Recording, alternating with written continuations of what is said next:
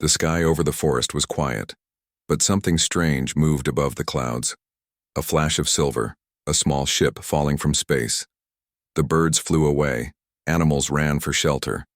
A bright light cut through the sky like fire, and then came the sound. A loud boom that shook the trees. Captain Avera Talir opened her eyes inside the wrecked ship. Sparks flew from broken panels. The air smelled like smoke and metal. Her body hurt and blood from a cut on her forehead dripped into her eye. She tried to move. Pain shot through her side. Something was broken. She reached for her translator and pressed a button. Emergency signal activated, the computer said. A small blinking light appeared on her wrist. That was all she could do now. Help might come, or maybe not. Avera was a soldier from the Valari Dominion, a powerful, alien empire that ruled hundreds of star systems. She was trained to be strong, to fear nothing. But right now she was on a strange planet, injured and alone. And this planet, Sol 3, was not just any planet. It was Earth, home of the humans. She had heard stories about them. Unpredictable. Dangerous. Primitive. Her instructors warned her. If you see a human, do not trust them. They act kind, but they are not. Still, as darkness fell and the cold air pressed in, Avera could only hope no humans would find her before her people did. But someone did. The next morning, the sound of footsteps came through the trees. Slow, careful. Avera opened her eyes and reached for her small weapon hidden in her boot.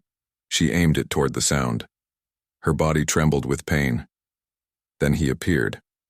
A tall man wearing a long coat and boots. His hair was dark, his face lined with age and sun. His eyes were calm like still water.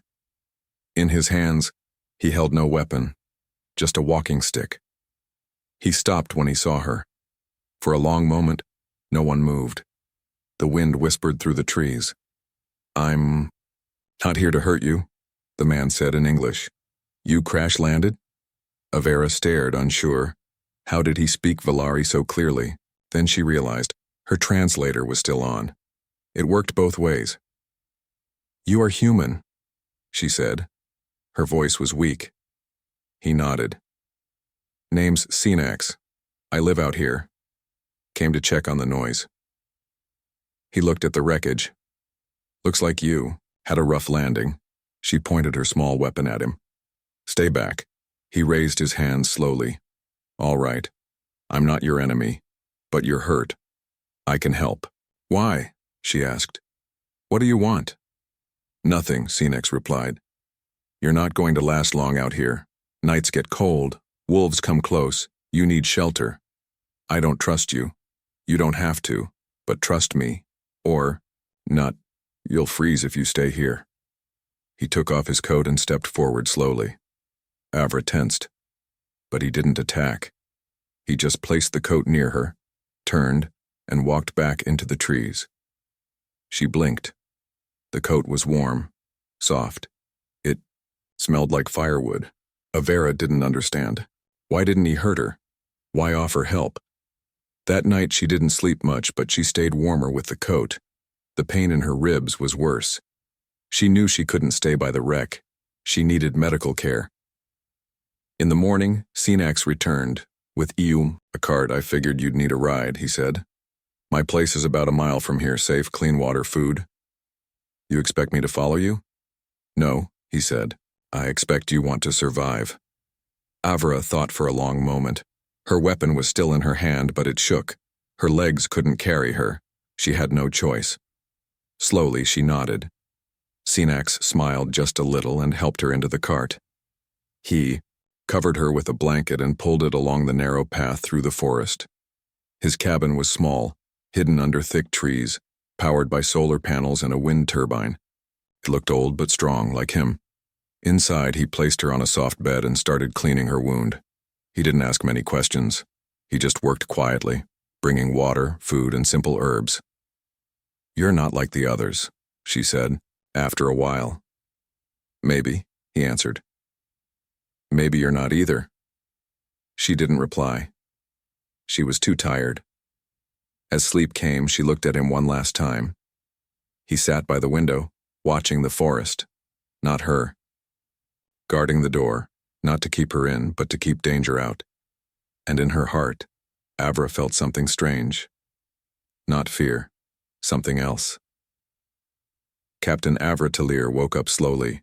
Her body still hurt, but the sharp pain had lessened. Soft sunlight came through the wooden window. She was inside a small room, warm and quiet. A blanket covered her. The bed was simple but clean. She sat up with effort and looked around. There were shelves filled with books, tools hanging on the wall, and a small fireplace with glowing embers. A strange smell filled the room. Not unpleasant. Like wood and something cooking. Then she heard footsteps. The human Cenex walked in holding a bowl of soup. "You're awake," he said, offering the bowl. "Good." Avra looked at it but did not take it. "What is this?" "Just vegetables and herbs," he replied. "I grow them here, nothing strange. You need food to heal." She hesitated. In Valari training they warned about poisoned food, especially from hostile worlds, but her stomach growled. Slowly she took the bowl and tasted it. Warm, mild. It didn't taste like poison. "Thank you," she said, not looking at him. He smiled, just a little. "You're welcome." Over the next 2 days, Avra stayed in the small cabin. She still didn't fully trust Cenex, but he gave her space. He never touched her without asking. He never locked the door. And each day he brought food, changed her bandages, and made light conversation. "You live alone?" she asked one evening as he boiled water over the fire. "Yes," he said. "By choice." "Why?" He paused. "Too many people. Too many problems out here. It's quiet, peaceful." "You were a soldier." He looked at her sharply. "How do you know?" "The way you move," she said. "The way you prepared the firewood. The way you watched the trees through the window." Cenex didn't deny it. "I was. A long time ago." "What war?" He didn't answer right away. "A war that shouldn't have happened. We lost too much. I left that life." Avra understood. She too had seen battles. She too had wanted peace. But still she couldn't understand why he helped her. "What do you want from me?" she asked one night. "Why save an alien? I could be your enemy." Cenex shrugged. "You looked hurt. You needed help, that's all. That's not what your history says." He laughed gently. "And what does your history say about us?" "That humans are violent. That you destroy what you don't understand. That you can't be trusted." Cenex leaned back in his chair. "Sounds like you've only met the worst of us." She didn't reply. The next day, Avera tried to walk. Her legs were weak, but Cenex helped her to the small porch outside. She sat on a wooden bench and looked at the trees. Birds flew overhead. A squirrel ran up a tree. "It's quiet here," she said. "Too quiet?" he asked. "No. Peaceful." They sat in silence for a while. Then she asked, "Have you met other aliens before me?" Cenex nodded. "Once, long ago, a trader ship crash-landed in the desert. I was part of the recovery team. The captain was brave but scared. He didn't trust us either." "What happened to him?" "He made it, went back home. I never heard from him again." Avera looked at him. "Do you want me to go?" "You'll leave when you're ready," he said. "I won't stop you." That surprised her. No traps, no demands, just kindness. Still, her training whispered inside her mind, "Be careful." That night, as Cenex slept in the small side room, Avera got up quietly. She searched the cabin. She looked under the floor, inside drawers, even outside in the shed. No hidden weapons, no strange machines, no signs of spying. Just one human, living alone. Why? She found a small photo near the bed, an old picture of Cenex in a military uniform, standing beside a smiling woman and a young boy. A family, once. She put it back and returned to bed. In the morning, Cenex made tea and placed a small tray beside her. You searched my home last night, he said. Without anger, Avra froze. I didn't take anything, she said quickly. I know, he replied. If I were in your place, I'd have done the same. She looked at him, surprised again. I don't expect you to trust me, he said. But I won't lie to you. This is who I am. Just a man in the woods trying to live quietly. Avra took a deep breath. You're not like the stories, he smiled. Neither are you. For the first time since the crash, Avra felt something deep inside. A small spark of safety. Not full trust, not yet. But something close. She was still far from her world, still unsure what would come next. But for now, in this quiet cabin, with this strange and peaceful man, she felt like she might not be alone. The fire crackled gently as the sun dipped below the trees. A soft orange light filled the forest, and the smell of burning wood mixed with the cool evening air. Avra sat on a log near the fire pit, wrapped in a thick blanket. Her wounds were healing, and she could now walk short distances without help. Sinax placed a kettle over the fire and handed her a metal cup. It's just wild herb tea. Good for the cold. She took it with a nod. Thank you. They sat in silence for a while, watching the flames dance. A soft wind rustled the leaves above. The forest felt alive, but calm. You don't speak. Much, Avra said at last. I used to, Sinax replied. Now I listen more. To the trees? To everything. Avra smiled slightly. On Valar we have silent gardens, places where no one speaks. Only thinking is allowed. That sounds peaceful. It is, she said. Only the most trusted soldiers are allowed to visit. You must have been one of them, Sinax said. I was. There was a pause. Then she asked, What about you? Were you a trusted soldier? Sinax looked into the fire for a long moment. I was part of Earth's Scout Defense, special group. We protected the last colonies after the collapse. The collapse? He nodded. Years ago, Earth's old governments fell. Wars, sickness, hunger. Too many problems, too fast. People turned against each other. The stars became a dream again. Avra listened carefully. This was not the history she had studied. Her people believed humans had gone silent because they were weak. But the way Sinax spoke, it didn't sound like weakness. What happened? To your group? She asked. Some stayed, some died. I left. Why? I got tired of watching good people get hurt for no reason. There was pain in his voice, but he spoke calmly. Avra looked at him closely. This man had seen loss, deep loss, and yet he still helped her. A stranger from another world. You said before, I'm not the first alien you've seen, she said. That's right. One other. A long time ago. He was different, loud, full of pride, but scared inside, like most of us. Did he survive? Yes. He taught me something important. What was it? Sinax turned to her. That not all aliens are enemies. Some are just lost. Like us. The fire cracked again. Avra sipped her tea and looked up at the stars.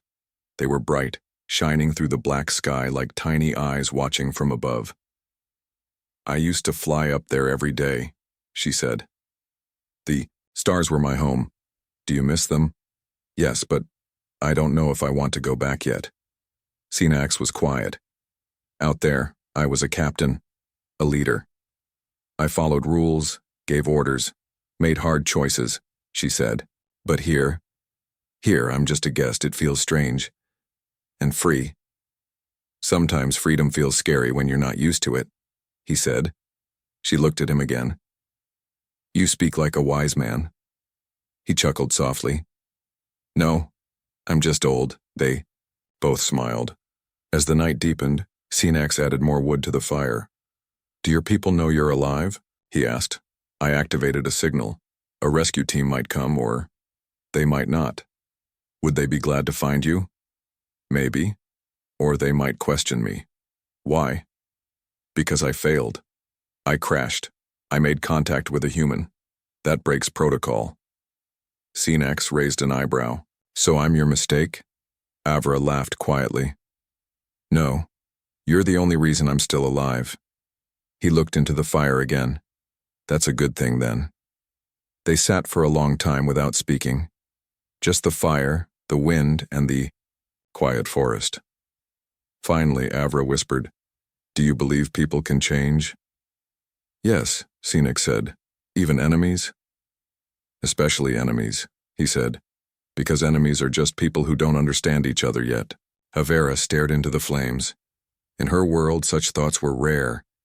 Change was seen as weakness. But here, in this small clearing, around this simple fire, the idea didn't feel weak at all. It felt possible. Later, when the fire turned to glowing coals, Scenic stood up. "You should rest," he said. "Tomorrow I'll show you the river. Good place to walk." "I'd like that," Avra said.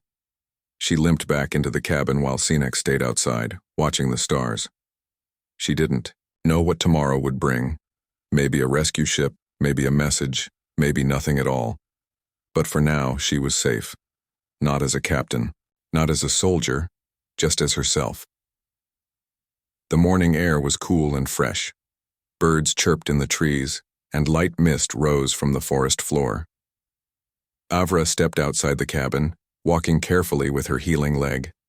She had grown stronger each day, and now she could move without help, though still slowly. Scenic stood near the porch holding a walking stick and a small cloth bag. He looked at her and gave a short nod. "Ready?" he asked. Avera adjusted her coat. "I think so." He handed her a small bottle. "Water. We'll walk slow. The river isn't far." They started down the forest path, leaves crunching softly, under their boots. Avra looked around. Everything here felt alive, peaceful, natural. No machines, no guards, no orders, just trees, wind, and light. "How long have you lived here?" she asked. "Nearly 12 years. Alone all this time?" "Yes. I used to think I needed people around me, but after the war I needed silence more than voices." Avra nodded. She understood that now. They walked side by side, sometimes in silence, sometimes speaking quietly. The trail led to a small clearing where the trees opened up, and a river flowed gently through stones and grass. The water sparkled in the sunlight. Avra stepped closer and knelt by the edge. She touched the water. It was cold and clear. Scenic sat on a flat rock nearby and watched the sky. "This place is beautiful," Avra said. "It's the reason I stayed," he replied. She sat beside him. They watched the river flow for a while. "Do you miss your people?" he asked gently. "Yes," she answered. "But I don't know if I miss the life I had. I was always on duty, always being watched." "Sounds like you were a prisoner." "In a way, yes," she said softly. They sat quietly for a while. Then Scenic pointed to the sky. "Your signal, do you think it still works?" Avra looked at her wrist device. The small light blinked slowly. "Yes, but I don't know if anyone is listening. What happens if they find you? They'll take me back, ask questions, maybe punish me, or maybe they'll take you too." Scenic raised an eyebrow. "Why me?" "Because I made contact. You helped me. That's against the rules." He gave a small smile. "Then your rules are broken." She laughed softly. "Yes. Maybe they need to be." Later that day, back at the cabin, Avra sat by the window while Scenic prepared food. She stared at the trees, deep in thought. "Tell me," she said. "What do you believe in?" Scenic paused. "What do you mean?" "People on my world believe in strength, obedience, loyalty to the Empire. And you?" "I don't know anymore." He placed a bowl of warm stew on the table. "I believe in kindness, even if it's small, a quiet life, helping others when I can. Even strangers?" "Especially strangers," he said. "Because they need it most." She looked at him curious. "You talk like a wise teacher, not a soldier." Time changes people, he said simply. They ate together in silence. The cabin felt warm, not just from the fire, but from something else, a sense of understanding, a small connection. That night, as Avra sat outside under the stars, her wrist device blinked faster. A small beep sounded. She tapped the screen. A message appeared. Signal received. Rescue ship en route. Arrival in 2 days. Prepare for pickup. Her heart beat faster. She was going home. But as she stared at the message, she didn't feel joy. She felt unsure. CNX stepped outside, holding 2 cups of tea. He saw the look on her face. They found you? He asked. She nodded. They'll come in 2 days. He sat beside her and handed her a cup. That's good news, right? I thought it would be, she said, but now I don't know. You're not sure you want to go? She shook her head. Part of me wants to, but another part doesn't. CNX sipped his tea. You've changed. That's not a bad thing. What will they do if they find out I stayed with you? I don't know, he said. But you should be honest. You survived. You learned something. I learned that not all humans are dangerous, she said. That kindness can exist, even from those we fear. He smiled softly. Then maybe your people need to hear that. Avra looked at the stars. Her home was out there, waiting. But now this little cabin, this forest, this strange man, they also felt like home. As the fire crackled once more and the stars filled the sky, Avra knew the next 2 days would not be easy. She had to choose. Go back to the world she knew, or take a step into something new. But one thing was clear. She would never be the same again. The forest was quiet. Even the birds seemed to sing more softly that morning. Avra stood outside the cabin, staring at the small, blinking light on her wrist device. It reminded her that time was running out. Only 1 day left. The rescue ship would arrive tomorrow. She breathed deeply and looked around. The tall trees, the cool breeze, the soft sound of the river in the distance. This place had changed her. She was not the same captain who had crashed here. Inside the cabin, Sinax was boiling water for tea.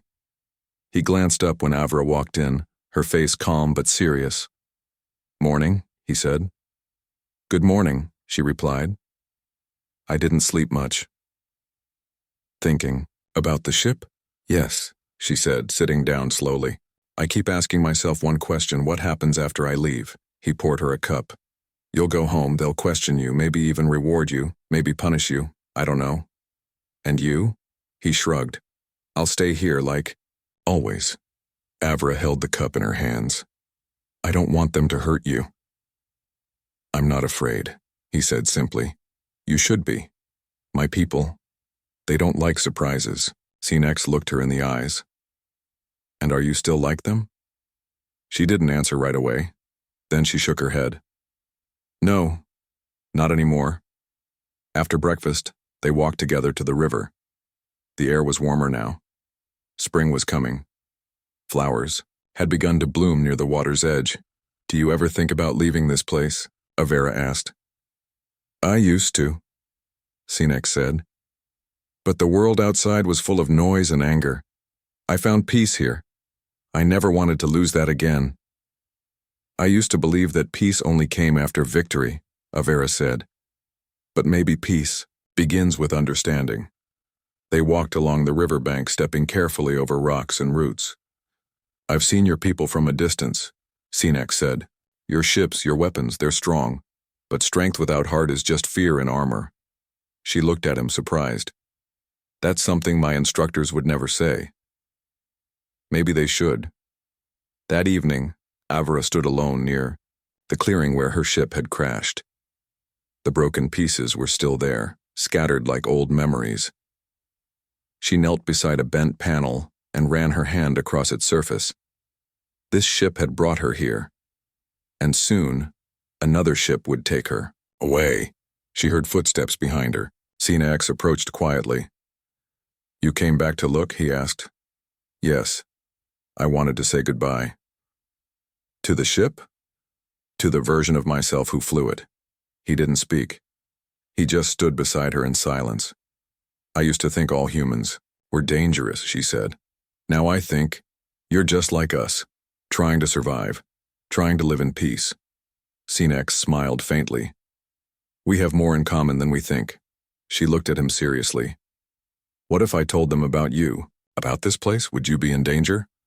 Maybe, he said, but maybe they'd listen, maybe they'd change. They don't listen easily. Neither did you, he said with a soft grin. She chuckled. That's true. That night, Avra couldn't sleep. She sat by the window watching the stars. Her mind was full of thoughts. What would she tell her people? What would they think if she said a human saved her, that he showed her kindness, gave her food, healed her, and asked for nothing in return? Would they believe her? Would they care? Or would they erase the truth to keep their rules strong? Sinex joined her by the window, carrying 2 cups of tea. He sat down beside her. You don't have to decide everything tonight, he said. But I only have until tomorrow, she replied. He nodded slowly. Then choose what you believe is right, not what they tell you is right. There's a difference. She looked at him, her heart full of conflict. You speak like someone who lost a lot. I did, he said quietly. But I found something too. And I think you have now.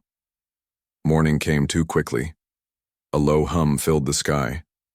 Avra stepped outside. The sound grew louder. The rescue ship had arrived. It descended slowly, its silver wings gleaming in the sunlight. Avra stood tall, her heart pounding. The hatch opened. 2 figures stepped out, Valari officers in dark uniforms. They looked at her, then at Sinex. Captain T. Lear, one of them said. We're here to retrieve you. She nodded. I'm ready. But as she stepped forward, she turned back to Sinex. He gave her a calm, gentle look. She took a breath and looked at the officers. I need to speak first. They raised their brows. I was saved by this human, she said firmly. He helped me when I was injured. He gave me shelter, food, and safety. I owe him my life. The officers glanced at each other. He is not our enemy, she continued. He is proof that peace is possible. I want that written in my report. There was silence. Then, slowly, one officer nodded. We will record your statement. Avra looked at Sinex one last time. Thank you, she said. For everything. He nodded. Safe journey, Captain. And with that, she stepped onto the ship. But her heart remained in the forest, where a quiet man had taught her what her own world never had. The stars outside the ship's window looked cold and distant. Avra sat alone in her chamber, her eyes fixed on the dark space stretching beyond the glass. The rescue ship moved silently through the galaxy, heading back toward Velar. But Avra's heart felt heavy. It had been a full day since she left the forest, left Sinex, and stepped back into her world of rules and silence. The officers treated her with respect, but also with caution. She could see it in their eyes, curiosity mixed with suspicion. She had changed, and they knew it. There was a soft knock at her door. Enter, she said. Commander Yell stepped inside. He was tall, with a silver stripe on his shoulder, a symbol of high rank. We are close to Velar, he said. You will be taken to the medical center first, then to the council. Avra nodded. The report you submitted? Yell paused. It surprised many. I wrote the truth, Avera said calmly. You claim a human saved you, that he offered no harm, that he showed kindness. Yes. And you defend him. I do. Commander Yell crossed his arms. Some on the council may not accept this. That is their choice, Avra replied. But I will not lie. He stared at her for a moment. Then he gave a small nod. Very well. Prepare yourself. We arrive soon. The grand city of Velar was as she remembered. Silver towers, bright lights, flying crafts, and perfect order. But now it felt colder than before. She was no longer proud as she entered the council chamber. She felt like a stranger in her own. World 12 counselors sat in a circle wearing long robes. Their faces were unreadable, Avra stood in the center, her hands behind her back, her eyes calm. "Captain Talir," the head counselor said, "you have returned with unusual claims." "I have returned with truth," she said. "You say a human rescued you, gave you shelter, protected you." "Yes." "And you believe he is not dangerous?" "He is not," Avra replied. "He is a man of peace. He saved me when he could have left me to die." A murmur went around the chamber. "Do you believe this human represents his kind?" "I believe he represents what humans can become," she said. "He is proof that the old stories we tell, stories of fear and hate, are not complete." A long silence followed. Then another counselor asked, "Why would a human help you knowing who you are?" Avra took a deep breath. "Because he had no hate in his heart.